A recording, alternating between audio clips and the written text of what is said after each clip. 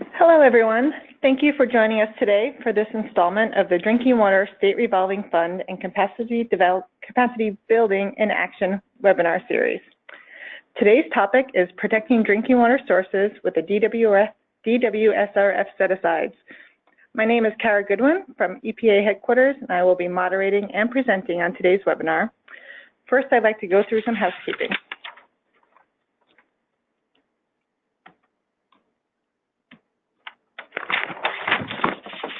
If you have not done so already, please choose an audio option to join the audio.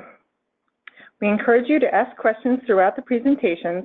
You can submit questions in the Q&A box located in the side panel. If you don't see the side panel, click on the orange arrow to expand it.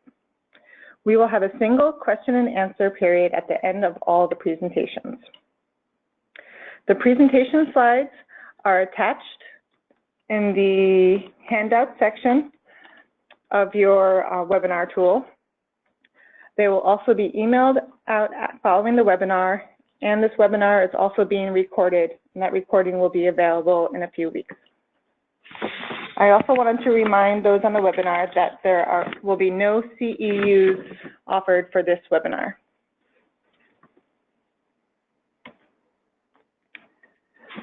This is our disclaimer that the information in this presentation has been reviewed and approved for public dissemination in accordance with the U.S. Environmental Protection Agency. The views expressed in this presentation are those of the speakers and do not necessarily represent the views or policies of the agency. Any mention of trade names or commercial products does not constitute EPA endorsement or recommendation for use. We have 3 speakers today. First will be me. I am a physical scientist with the Source Water Protection Team at EPA headquarters in Washington, D.C. In this role, I work with internal and external partners to communicate the importance of proactive measures to protect drinking water sources and to support their implementation. I've worked at EPA since 2017.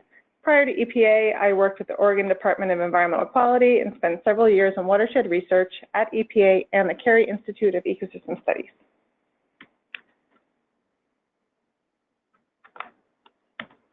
Next will be John Duggan, who works as the State of Colorado's Source Water Protection Workgroup Leader for the Water Quality Control Division. He manages the Drinking Water Revolving Fund, wellhead and capacity development set-aside work plans, and funding to support innovative programmatic and subcontractor activities for the SWAP program. His current responsibilities include leadership of the state source water implementation efforts, land management agency coordination on source water and various MOUs, interagency and local SWAP data sharing agreements, and source water protection outreach and education. And finally, we'll have Ryan Chapman, who is the Water Quality Assessment Section Supervisor at the Nebraska Department of Environment and Energy. Ryan holds a bachelor's degree in agricultural sciences and natural resources, and from the University of Nebraska-Lincoln, and a bachelor's and master's degree in landscape architecture from Iowa State University. He has been with the department since 2009 and served as the Wellhead Protection Program Coordinator for 5 years.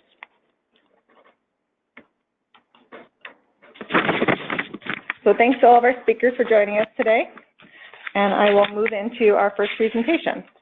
I wanted to give some background on the topics we'll be discussing today: source water protection and drinking water state revolving fund set-asides.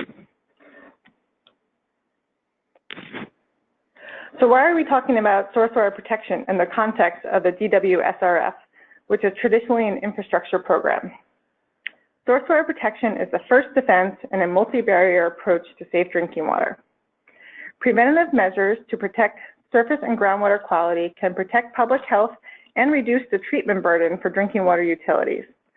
Source water protection can reduce, delay, or avoid treatment costs and complexity, and even capital investments in new treatment technologies. Finding funds for source water protection can be challenging, however, but the DWSRF set-asides are one option that states have available for supporting source water protection at both the state and local scale. One message I want to send you home with today is that small investments can go a long way.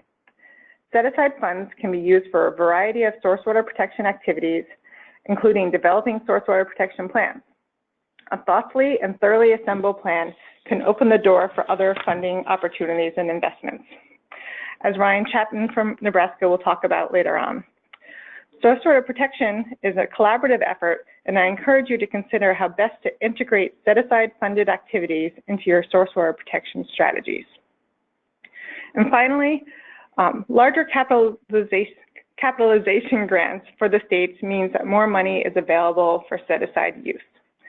As some of you may know, the national appropriation for the Drinking Water State Revolving Fund increased by 34% between fiscal years 2017 and 2018. And the America's Water Infrastructure Act, which passed last year, authorized an additional 66% increase in the CAP grants over the next 3 years. That's up to $1.95 billion by 2021. But of course, the final amount is determined in the budget process each year. This is great news for infrastructure financing, and it's also great news for non-infrastructure spending, as the set-aside limits are expressed as a percentage of the CAP grant. So as the grant goes up, so does the amount available to states for set-asides.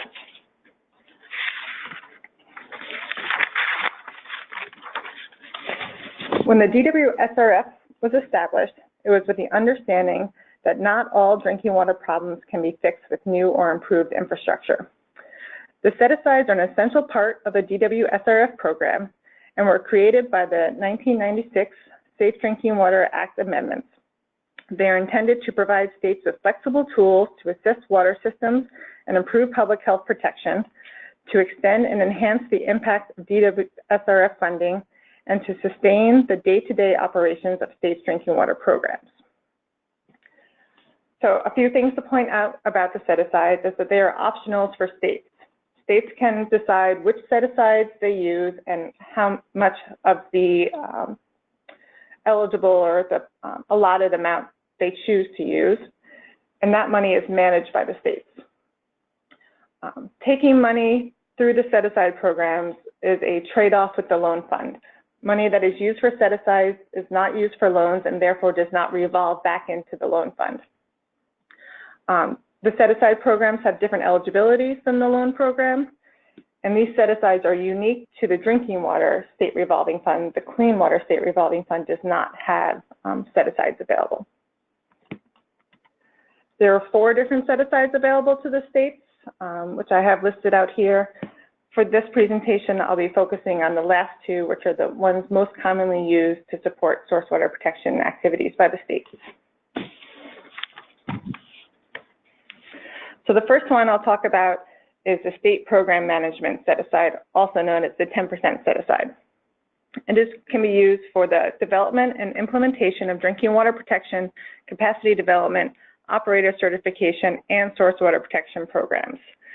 And I think the most common way the states are using this 10% set-aside is to support their staff, such as their source water coordinators or hydrogeologists, other folks who work for the state on their statewide source water protection program. This set-aside can also be used for the state for source water protection activities, primarily statewide source water protection activities. And the second one is the Local Assistance and Other State Programs 15% set-aside. This is the one I think we'll be mostly focused on today. It has broader eligibilities and can be used for a wider range of activities. I've got the 4 kind of groups of eligible activities that can be supported by the 15% set-aside here. The first is loans to public water systems for source water protection, land acquisition or easements, voluntary incentive-based source water protection measures, and source water petition programs. Next is the state can spend this money for the delineation, assessment, and updates to assessments for source water protection areas. Thirdly, establishment and implementation of wellhead protection programs and implementation of efforts to protect source water. And finally, this set-aside can also be used for capacity development. Many of their states use this set-aside for capacity development. However, many source water protection activities can still fall under the umbrella of capacity development. So if you have a state who says they use it all for capacity development, there might still be an opportunity to work within that umbrella and get some source water protection work done. I want to highlight the areas here that are bolded and italicized. These represent changes that came from the America's Water Infrastructure Act this past year. They show that Congress is recognizing the importance of source water protection and recognizes that it's been since the 1996 amendments in the early 2000s that since many states finished their source water assessment activities. So by including updates to assessments in the eligibilities for the set-asides, Congress has recognized the importance of keeping those documents up to date. And also, the implementation of efforts to protect source water is a pretty wide expansion of how these monies can be spent. Previously, the language in CIDWA said that these dollars could be spent for wellhead protection programs. Stop. Now they have included surface water systems in this as well, kind of all source water protection activities that occur within a delineated source water protection area. So this is an important expansion that we like to highlight, and for folks who have traditionally thought that this is the wellhead protection set-aside, that's not true anymore. It's the source water protection set-aside.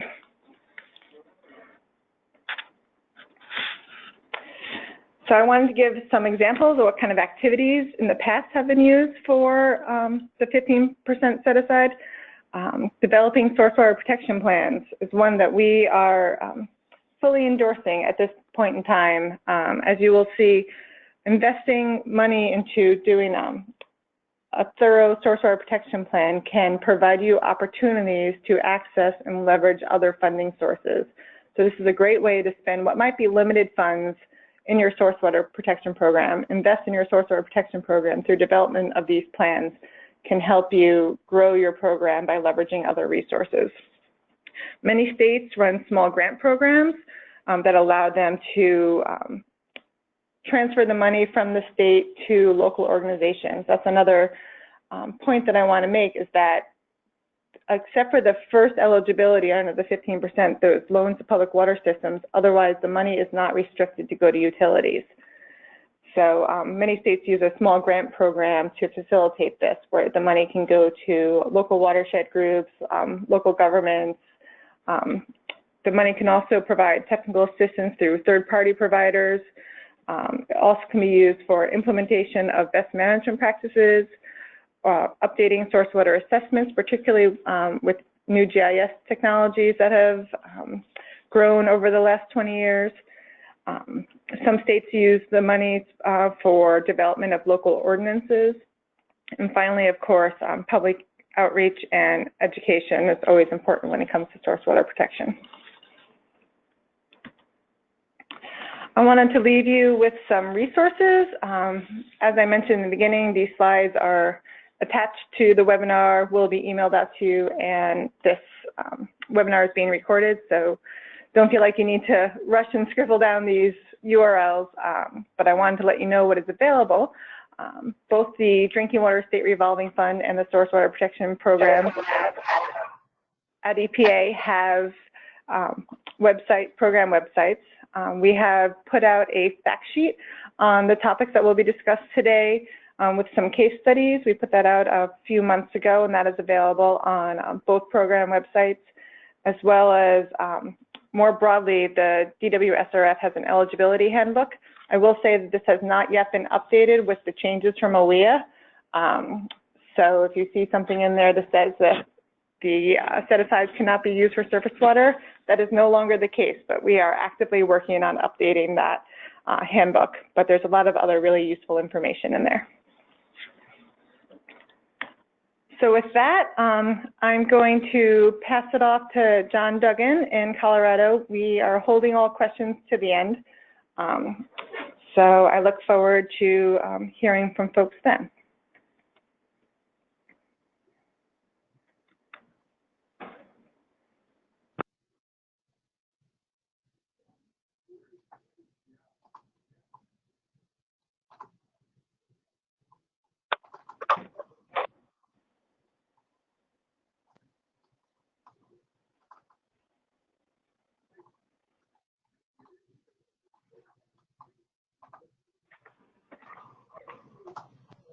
John, did you get my pass off? Yes, I did. Just 1 second here. Okay. I had my presentation on a different screen, and I'm just getting things set up here. So here we go. Thank you very much for participating in today's webinar on the drinking water SRF and strategies to protect drinking water sources. And I want to extend some gratitude and thanks to Kara Goodwin and the folks at EPA and also Cadmus for some of the logistical planning behind this webinar. My name is John Duggan. I work for the Colorado Department of Public Health and Environment in the Water Quality Control Division. And I really want to give you some perspective on some of Colorado's strategies for drinking water protection in relationship to using the drinking water SRF funds. So this first slide here kind of outlines the presentation. I'm going to talk about the overview of our set-aside use. I'm also going to talk a little bit about the historic wellhead funding and how that's fluctuated over time, and how the state of Colorado has adapted to some of those funding sources and the history of those funding sources. And then I'm going to talk about, what exactly is funded with our wellhead and capacity development funds, and some of the challenges associated with that funding, and talk about source water protection planning strategies, and then finally some innovative projects and leveraging funding opportunities that Colorado has seen to use the state revolving fund set-asides. So to look at the overview of the set-aside usage, Colorado has a pretty unique program when it comes to using the set-asides. We have a joint funding strategy that we've created through both use of the capacity development set-aside and the wellhead protection set-aside.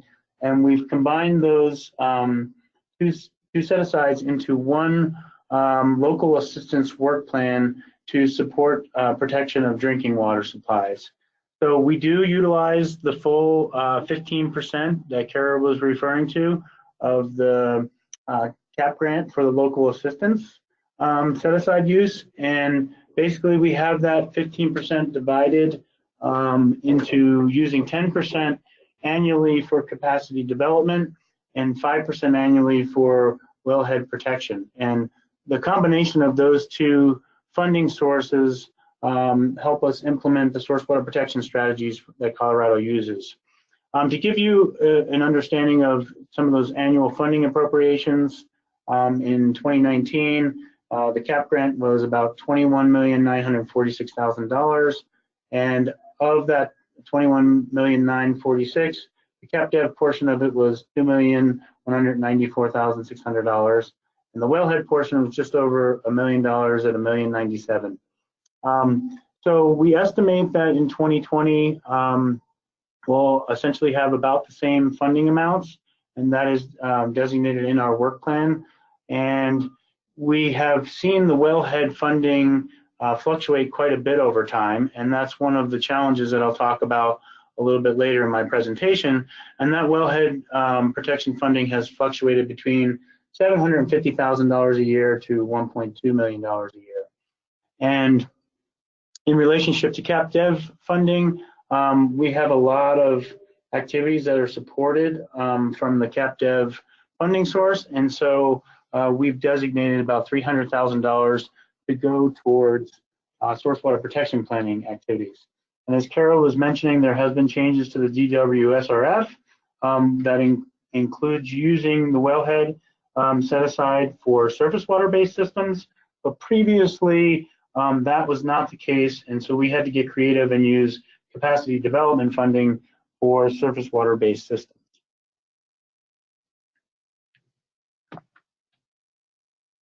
Okay. So to talk a little bit about the historic wellhead funding, this is a graph of the wellhead funds over time, the wellhead protection set-aside funding awards, and then our expenditures.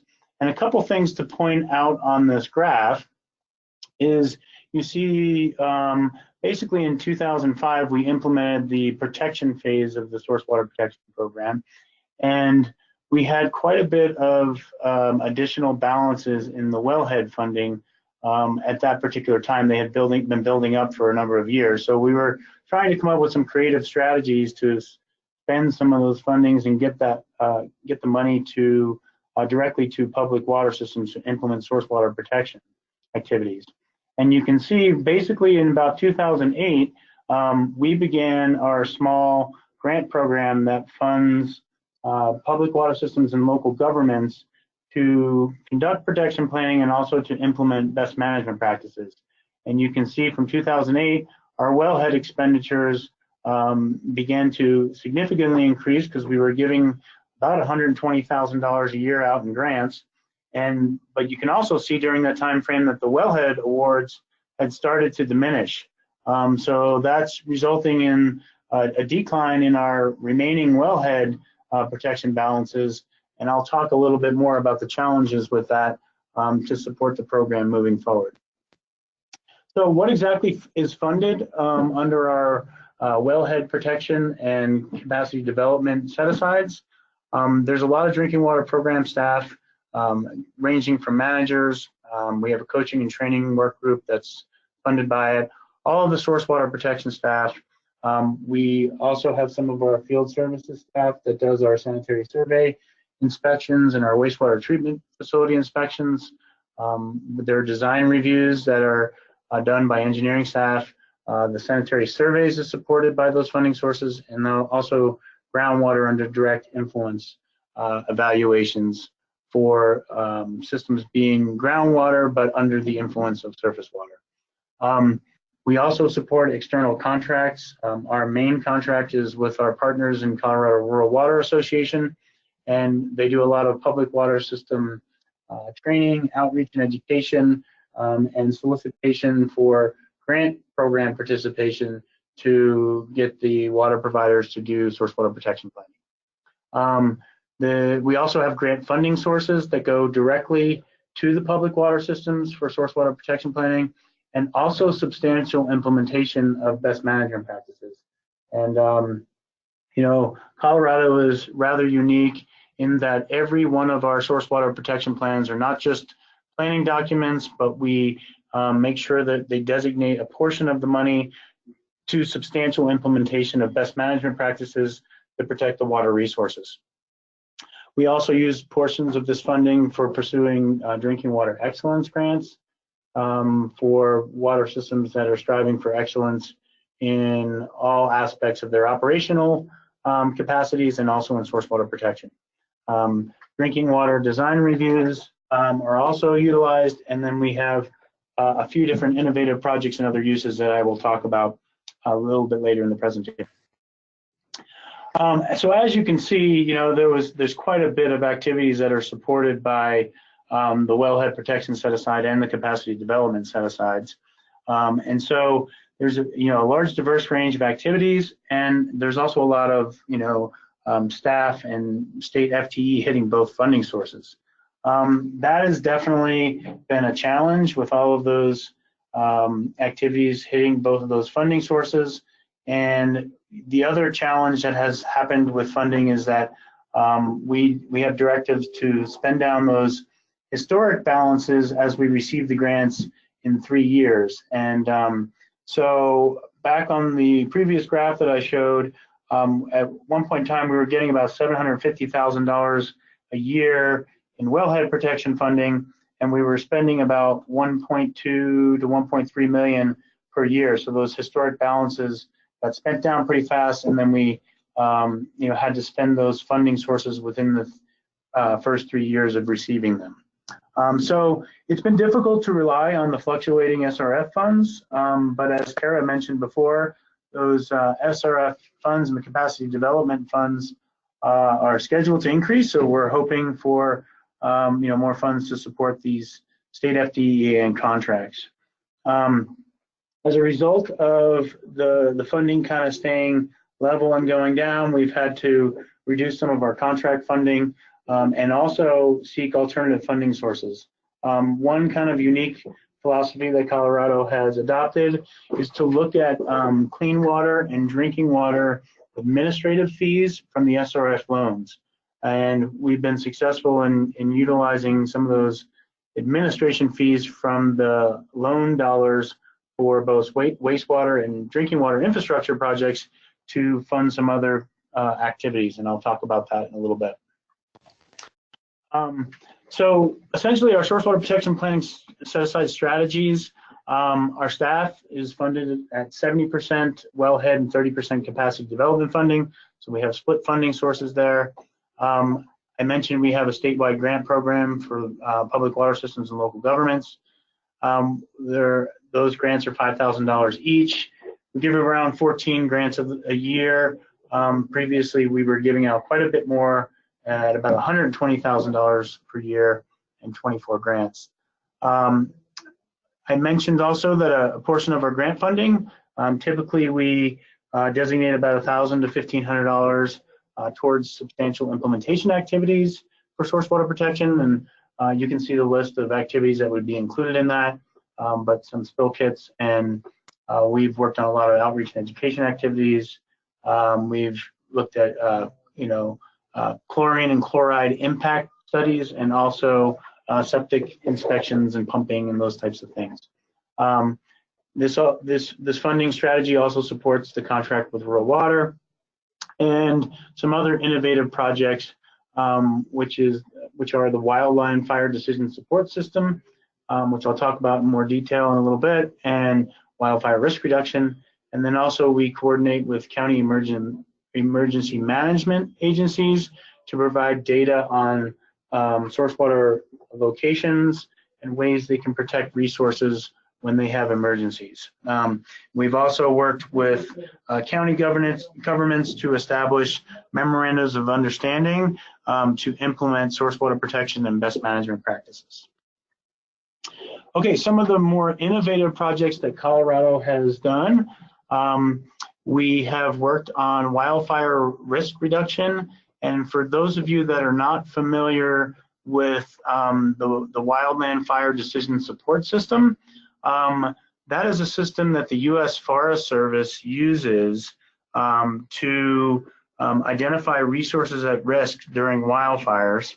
And we are currently working with our partners in Colorado Rural Water Association to collect critical public water system infrastructure and process that data and get that data into the U.S. Forest Service databases. And the real advantage there is that when wildfires are actively burning, those fire managers are directly aware of where the drinking water resources are and may be able to change their approaches and how they fight the wildfire to reduce impacts to the public drinking water supplies. So I really believe that this has some national impacts and the ability for other states to figure out how to integrate these data processes into their own U.S. Forest Service practices to not only protect drinking water supplies during wildfire, but maybe even consider effective treatment processes to reduce the risk of wildfire prior to the wildfire starting. Another innovative project that we're working on is emergency data management. Colorado has a policy, a data security policy, that we don't release those source water locations, but we will release them to local governments and entities under direct contract with governmental agencies. And when we enter into those data sharing agreements, we will provide the drinking water source locations for emergency planning, for flooding and spills, any post-wildfire impacts. And essentially, we put together a very easy to use map service package that allows the county emergency managers to take a look at the resources that may be impacted from either spills or flooding or those types of things. And it's a really great tool for pre-planning for emergencies. To talk a little bit more about the Wildfire Decision Support System work, or WFDS work, as we have the acronym for, we historically were funding these projects through creative strategies. This past year, because we had funding challenges, we basically found $30,000 per year out of the Clean Water Administrative Funds to fund the wildfire decision support system work. And now we have used a portion of the set-asides to up that to $60,000 per year. As I mentioned, the funding comes from the Clean Water SRF admin fees and a combination of that with the wellhead protection set aside. And we're funding about 20 wildfire decision support systems per year.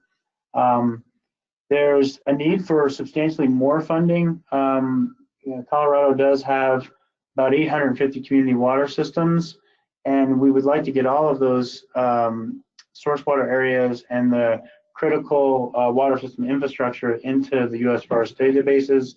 And it's going to take quite a bit of time if we can only do 20 per year. So we are looking for ways to leverage other funding sources, potentially maybe some use of Farm Bill money that's directed to the U.S. Forest Service and other creative strategies like that.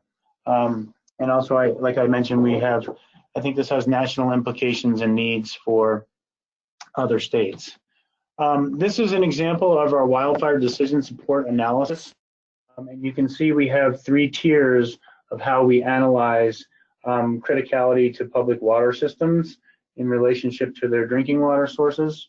Some of the criteria that we used is the percent of supply that particular resource, whether it's a pumping station, a drinking water reservoir, or a storage tank, what percentage of the supply is for drinking water purposes. And for tier 1 or the highest level of that critical ranking, it would be between 75 and 100% of their supply. We also used a percent reliance. So, how reliant is the system on that particular source of drinking water? And if it was between 75 and 100%, it's tier 1 ranking. And then also we looked at outage risk. So how long could the water system operate with that resource being impacted by wildfires? And so you can see the different tiers. Tier 1 is obviously the highest risk, tier 2 being a moderate risk, and tier 3 being a low risk. And the definitions basically are for tier 1, it would be a catastrophic impact to the community and no alternative sources. And then tier 2 would be significant hardship to the community. So they could find alternative sources, but the challenges are not insurmountable. And then the third tier is really harm and challenges would occur for the community, but through redundancy and some other operational changes, they could find alternative sources. So that's the way we rank our wildfire decision support system sources. And this is a mapping example of what that looks like. So I know this looks kind of pretty basic as far as the polygons, but this is one of the challenges with this program is that we do have to integrate these sources into the U.S. Forest Service databases, and so we have to use their federal data sets to do that, and they just come up as those kind of odd-looking triangles. But you can see that it's a lot more effective to have this in front of the fire managers so they can see the critical facilities that they're protecting when the wildfire is burning, or there's also conveyance structures, which are the linear features on this example that show the critical ranking for those facilities as well. And so we will evaluate storage tanks, pump stations, diversions, source water intakes, and all of the water system infrastructure. This is my contact information, and I know Kara will have also some contact information at the end, and our source water protection webpage. And at this point, I am going to hand things over to Ryan Chapman with the Nebraska Department of Environment and Energy. And thank you very much for participating today. Thank you, John. I'm hearing some weird feedback. Is everybody else?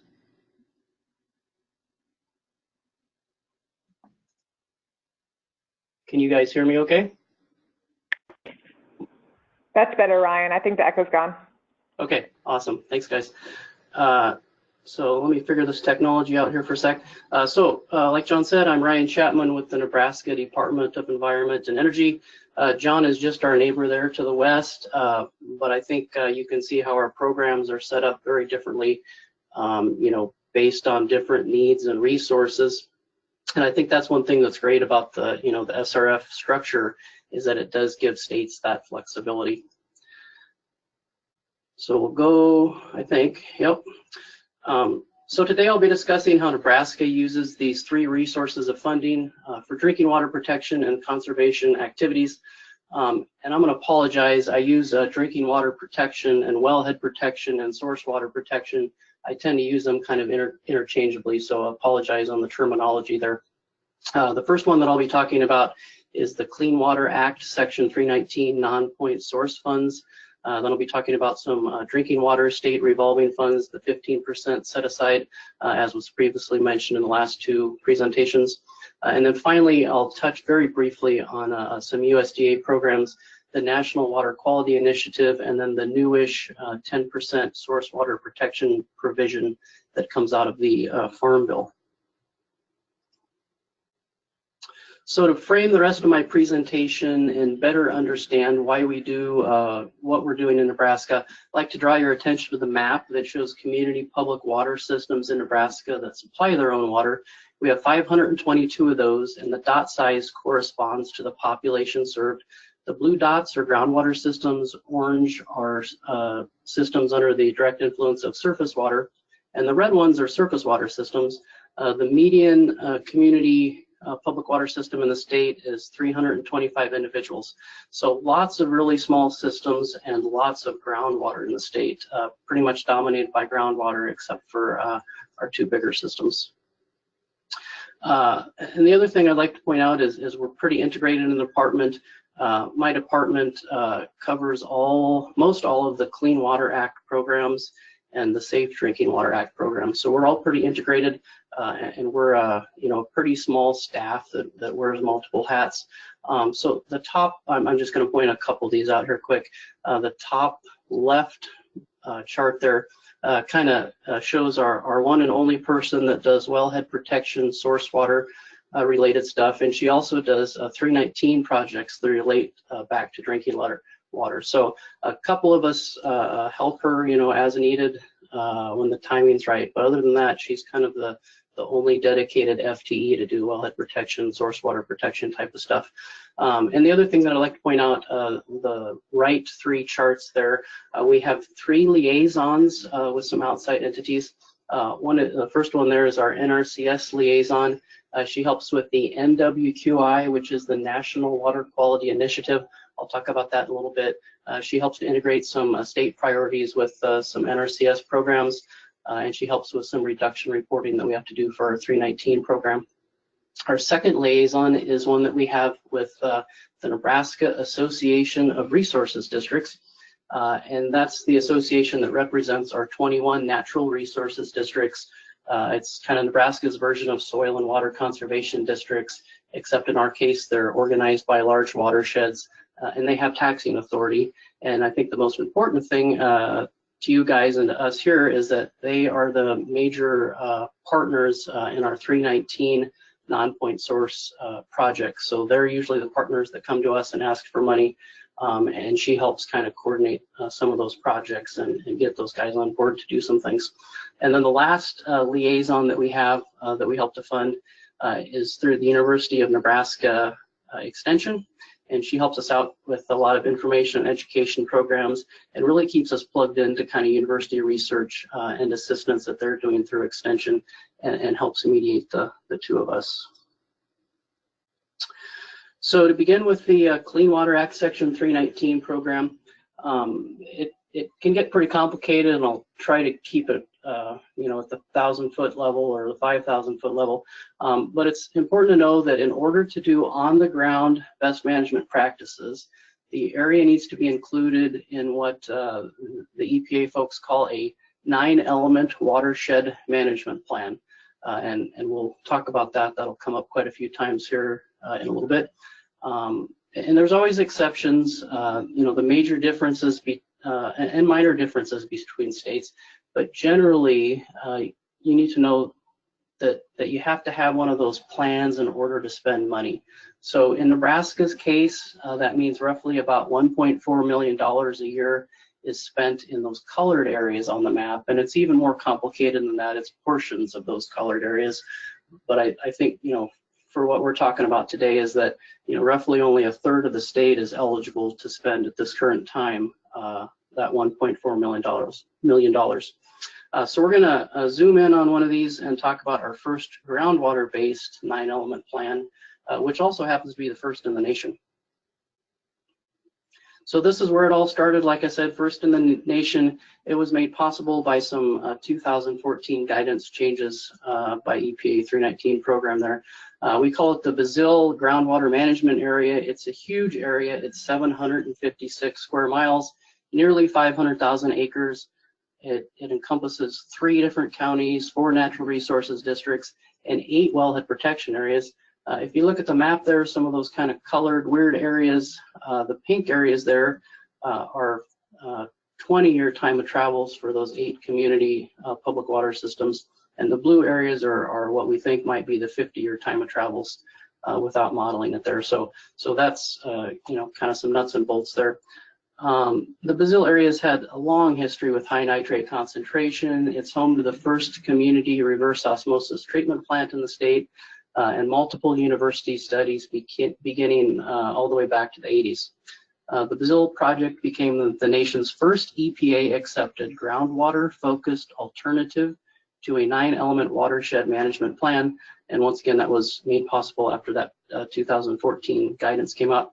If you're curious about what a plan like that looks like and you want to read all 109 pages of it, that link should get you there, or you can just Google Nebraska BGMA and it should be the first thing that pops up there.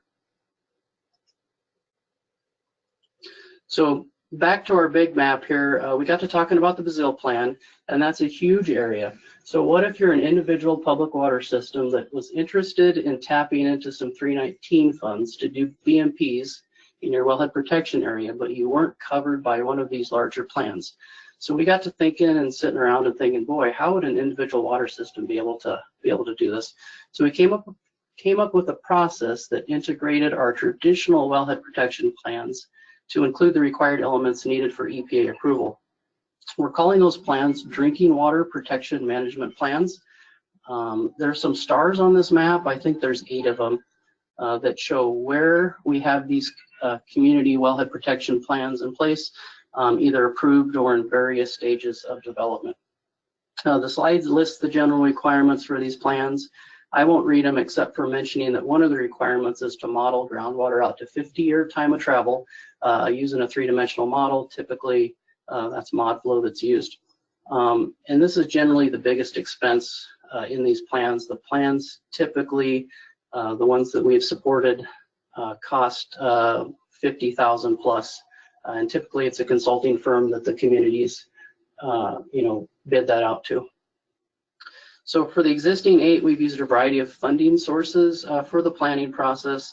We've used 319 money, the 15% set aside money, and one is actually being funded through a USDA, through the USDA National Water Quality Initiative, and I'll talk about that one. I think it's on the next slide. I'll talk about that one. To fund them in the future, we've added it as an additional eligible activity to our source water protection grant. Source water grants have been around in Nebraska for a number of years. We have about 100,000 annually that we put into that pot, and this is just an eligible activity that communities can apply for funding, and that is funded through the 15% set aside. So once approved, once the plan is approved by us and sent on to EPA and approved, the system is then available to apply for 319 funding to implement the best management practices that they've identified in that planning process. So I'd like to show a bit out of topic here, but one of the other uses of our 15% set aside that's really helping us out as a program. If you remember, I said we only had one person to run the wellhead protection source water program. It's really hard to keep the wellhead protection area maps updated if not impossible, for that one person who's also doing 319 project grants. So in the past, we've had interns helping us, typically from the university, off and on with modeling, but we found that we spend more time training the interns than it was worth. So if we could keep an intern around for a couple of years, it tended to be a good deal, but you know, sometimes they only stick around that one semester or something like that. And you know, we look at the work that it goes into training folks, and it just wasn't what we thought it should be.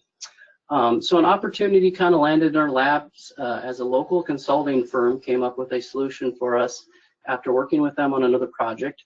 They have an online service that allows non-modeler people to tap into the state's regional mod flow groundwater models. So our state is pretty well covered by existing mod flow groundwater models. They're typically large watershed based, and it covers almost the entire state that we have a model that covers. Initially, this was developed to assist with water quantity decisions, things like issuing new well permits or moving certified irrigated acres, or even stream depletion factors, meeting with different state compacts and things. And those are shown, those two kind of clips in the bottom there that are green, kind of show, you know, what some of the outputs from those look like. So taking that a step further, they added a reverse particle tracking package that allowed for the creation of time of travel captured areas. They did a whole bunch more back end work that we can't really see, but it's pretty slick for us when we get it. And an example of that is of what we're using it for is in the top left there. It's really easy. We just plug in a few lat longs for the wells. It runs it through that regional groundwater model, and about 5 minutes later, we have an email that tells us that our model's done, and we can export that into Google Earth and then take that also into ArcMap to do our traditional maps. This is an annual subscription that we pay for with the 15% set aside, and it's roughly equal to what we were spending on just one intern in-house. So we feel like we're really getting a lot of bang for our buck on this. And if you're interested in learning more, give me a ring. I have a few presentations on it that I could share with you, or we could talk about it, how it might work in your state, something similar. So back to the NWQI, the National Water Quality Initiative. Historically, that's been focused on fixing Clean Water Act impairments in collaboration with the state's Section 319 programs. So all the Clean Water Act was geared towards surface water issues on the state's 303D list of impaired waters. So once again, you know, we're in Nebraska and we like to do things different for some reason. So we tried to kind of nudge our groundwater into a surface water structure there. And we've done that in a few cases. So back to our Brazil groundwater management plan. If you look at the left map there, and that kind of orangey red blob on the top is actually a watershed in the Brazil area. Now, our Brazil plan is a very rectangular area, but we got lucky here. The Brazil Creek happened to be impaired for bacteria, and BMPs in an agricultural setting for dealing with surface water bacteria issues overlapped nicely with groundwater nitrate BMPs. So that one was, you know, for the most part, pretty easy to do. Currently, we have a project that is developing a dual plan to address both surface water bacteria and groundwater nitrate, and that's the very bottom orange blob on that left map. That's, I think, labeled Big Sandy Creek, and then it's the blue blob there labeled Turkey Creek Wilbur, and that's pulled out on the right there, that watershed map there. But we're going to put it all together in a document that meets requirements for both 319 and NRCS, so we can utilize both sources of funding for future on-the-ground BMPs. And that's actually being paid for, at least the bulk of that.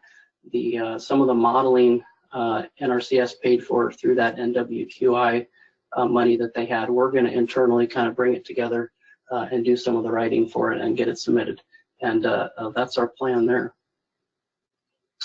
So lastly, talk briefly about the 10% source water provision in the Farm Bill. To give some background, the 2018 Farm Bill requires that 10% of conservation funds be targeted to source water protection. So in our case, the majority of that is through what EQIP is through a program called EQIP. I have no idea what that means. We've just always called it EQIP. The new provision to the Farm Bill means that roughly $2 to $3 million will become available annually for source water protection in Nebraska. And a little bit of background on EQIP. It's just a program where NRCS provides agricultural producers with financial resources and one-on-one help to plan and implement conservation practices. An example would be like buffer strips or cover crops or something like that, or typically it's a combination of practices that a producer would want to put on a piece of land that they're either operating or own. So wellhead protection and 319 staff co-led a working group with NRCS to prioritize areas and practices that would then go into that 10% criteria. The areas and practices were then loaded into a GIS-based ranking tool developed by USDA. They call it CART, and that stands for Conservation Application Ranking Tool. That's a pretty new GIS tool. I don't know if it's quite rolled out yet. Last I knew they were still working on. But generally, it prioritizes areas, at least here in Nebraska, it prioritizes all wellhead protection areas and associated practices that would address nitrate.